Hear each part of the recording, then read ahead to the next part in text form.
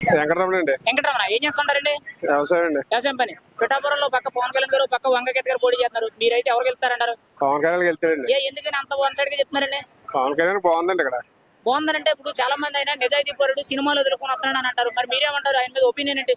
మంచోడా కాదని? మంచి చేస్తాడండి ఇక్కడ. మంచి చేస్తాడని అంటారు. ఈ 5 ఏళ్లలో వంగగీత గారు ఎంపీ కింద పెన్నెందర్ బాబు గారు ఎమ్మెల్యేగా చేసి అభివృద్ధి ఏం జరిగిందని మీకు? ఏమీ లేదండి. ఏమీ లేదంటారు. మరి పిఠాపురం ఎలా ఉన్నది అలాగే ఉందంటారు. అలా ఉందండి. ఇక్కడ చాలా మంది చెప్పేది ఏంటంటేనండి, పిఠాపురంలో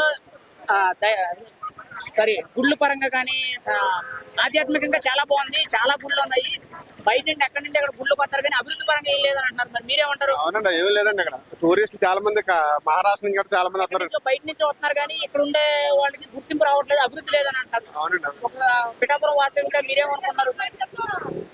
ఖచ్చితంగా గెలిచి అభివృద్ధి జరుగుతుంటారు మీకైతే? పవన్ కళ్యాణ్ గెలిస్తే కంపల్సరీగా అభివృద్ధి చెందుతుందండి. అభివృద్ధి చెందుతుంటారు. ఎంత మెజారిటీ వస్తుందండి?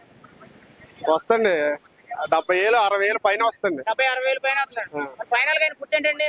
గ్యాస్ అండి. గ్లాసు ఖచ్చితంగా. గ్లాస్ పగిలిపోతా అంటారు. మరి మీరేమంటారు దాని గురించి? గ్యాస్ అభివృద్ధి చెందుతండి. జనసేన అది ఖచ్చితంగా మీరు one side Pawan Kalyan doubt లేదండి. మార్పు కోరుకున్నారు అయితే మీరు కూడా? ఇదేండి బాబు, మేము చేస్తామండి జనసేనకి. మరి మీరు ఒక్కరే ఓటేస్తారా, నలుగురు చేత ఓటేస్తారా? ఇంకా 10 మంది వేస్తానండి. 10 మందితో ఓటేస్తారు. ఓకేనా, థ్యాంక్ యూ.